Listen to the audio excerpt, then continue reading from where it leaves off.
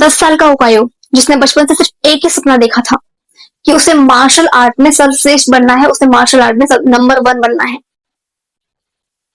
उसने अपने माँ बाप को जिद कर करके इस बात के लिए मना लिया कि वो उसका दाखिला एक मार्शल आर्ट स्कूल में करवा दे।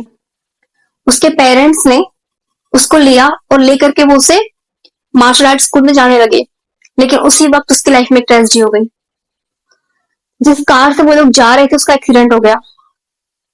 ओकायो ने उस एक्सीडेंट में अपना एक हाथ खो दिया, बाजू से उसका हाथ काटना पड़ा। उसके घर वालों का दिल टूट गया कि बचपन से हमारे बच्चे का एक ही सपना रहा था कि इसे मार्शल आर्ट में एक्सपर्ट बनना है, लेकिन अब वो मार्शल आर्ट में एक्सपर्ट कभी नहीं बन पाएगा। उसके माँ बाप ने इस सपने पे गिव अप कर दिया, लेकिन इस बात से ओकायो को कोई फर्क नहीं पड़ा। उसने ठान रखा था कि उसे मार्शल आर्ट में एक्सपर्ट बनना है, और उसकी ये जिद और मजबूत हो गई उस एक्सीडेंट के बाद से। जैसे ही ओकायो ठीक हुआ, उसके पेरेंट्स ने उसकी बच्चे की जिद के आगे झुककर उसका दाखिला मार्शल आर्ट स्कूल में करवा दिया। पहली क्लास, पहला दिन, उसके टीचर ने उसको एक लेसन दिया, उसको एक किक सिखाई। उन्होंने बोला कि तुझे अब इस किक की प्रैक्टिस करनी है। वो उस किक की प्रैक्टिस सुबह से लेकर शाम तक किया। अगले दिन गया, उसे लगा उसका गुरु उसको नई किक सिखाएगा, तो उसने उसके गुरु के पास जाके पूछा, मैंने अपनी किक की प्रैक्टिस कर ली है, आप मुझे कुछ नया सिखाइए। उसके गुरु ने कहा कि नहीं, तुम्हें इसी किक की प्रैक्टिस करनी है। ओकायो ने 7 दिन लगातार उस किक की प्रैक्टिस की। 7 दिन बाद अपने गुरु के पास गया और बोला, मैंने इस किक की प्रैक्टिस कर ली है, आप मुझे नया कुछ सिखाइए। गुरु ने बोला, तुम्हें इसी किक की लगातार प्रैक्टिस करनी है। 1 महीने तक, पूरे 30 दिन तक ओकायो ने उस किक की प्रैक्टिस की। फिर वो अपने गुरु के पास गया और कहा, मैंने किक अच्छे तरीके से सीख ली है, आप मुझे कुछ नया सिखाइए। गुरु ने कहा, तुम्हें इसी एक किक की प्रैक्टिस करनी है। प्रैक्टिस करते करते 1 साल बीत गया। 1 साल बाद ओकायो अपने गुरु के पास गया कि मुझे 1 साल हो गया प्रैक्टिस करते करते, मैंने एक किक सीख ली है, मुझे एक नई किक सिखाइए। गुरु ने कहा, मैंने तुमसे जितना कहा है उतना करो, इस किक की प्रैक्टिस करो। अगर तुमसे इस किक की प्रैक्टिस होती है तो करो, नहीं होती है तो स्कूल छोड़ दो। मैं तुम्हें जब तक इस किक को पूरी तरीके से मजबूत करते नहीं देख लूंगा, तब तक मैं तुम्हें कुछ नया नहीं सिखाऊंगा। उस किक की प्रैक्टिस करते करते ओकायो को 10 साल बीत गए। 10 साल तक वो सिर्फ एक किक की प्रैक्टिस करता रहा।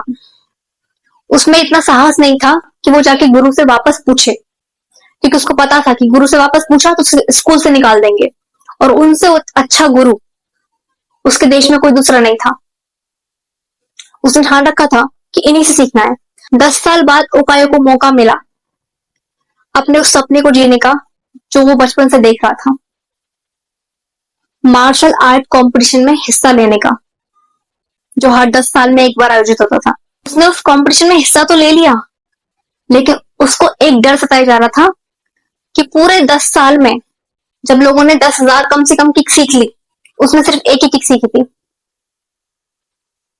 उस टूर्नामेंट में ओकायो को भाग लेने का मौका तो मिला, लेकिन अंदर ही अंदर उसको एक बात खाई जा रही थी कि पूरे 10 साल में मैंने सिर्फ एक किक सीखी, मेरे गुरु ने मुझे कोई दूसरी किक सिखाई नहीं।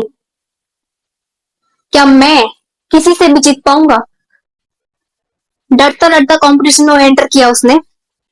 पहला राउंड हुआ। पहले राउंड में ओकायो ने जैसे ही लड़ना स्टार्ट किया, उसको तो सिर्फ एक ही किक आती थी, उसने एक किक उसको घुमा के मारी। पहली किक में उसका कॉम्पिटिटर गिर गया, और ऐसा गिरा कि उठा ही नहीं।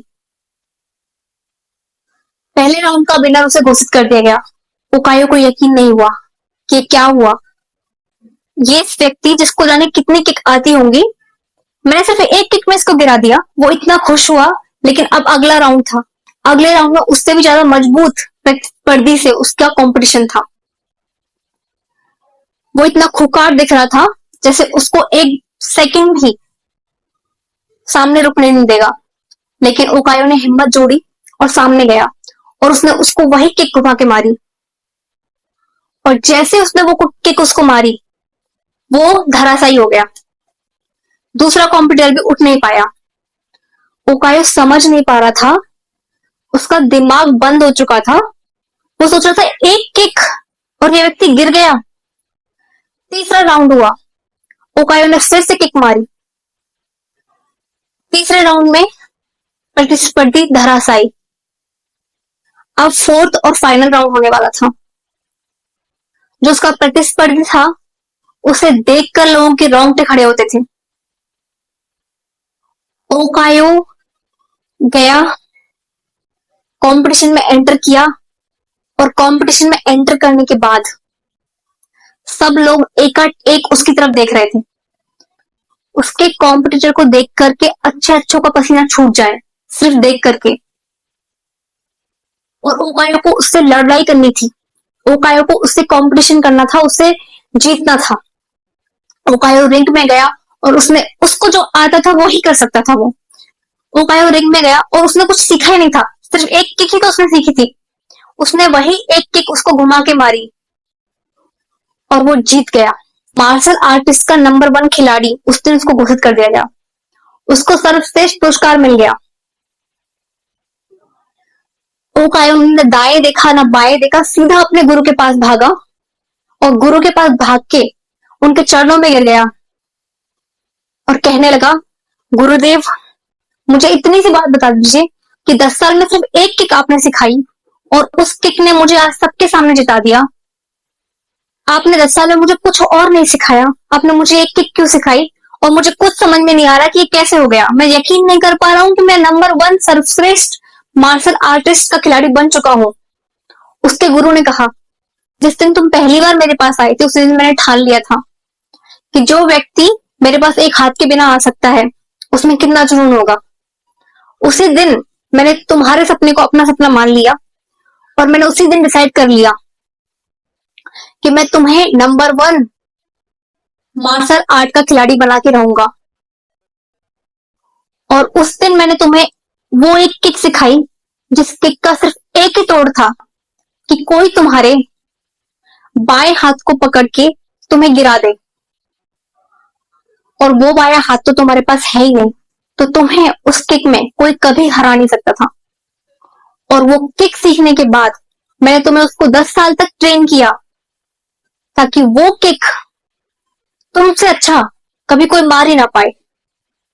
और इस तरीके से तुम आज नंबर 1 सर्वश्रेष्ठ मार्शल आर्ट के खिलाड़ी बन चुके हो। इस कहानी से हमें शिक्षा मिलती है कि अगर हमें एक अच्छा गुरु मिल जाए तो दुनिया में कुछ भी इम्पॉसिबल नहीं है।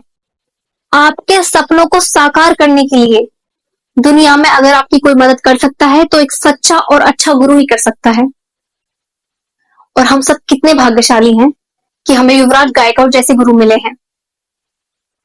हम उन पर इतना भरोसा करते हैं कि हमें पूरा यकीन है कि जब हम इनके यहाँ से बाहर निकलेंगे तो हम एक बहुत अच्छे पब्लिक स्पीकर बन के बाहर निकलेंगे। हमें इतने अच्छे से सिखाने के लिए बहुत बहुत बहुत बहुत धन्यवाद सर। हमें इतने अच्छे से सिखाने के लिए, अपना स्टूडेंट बनाने के लिए आपका बहुत बहुत बहुत धन्यवाद sir. Happy teachers day. Thank you.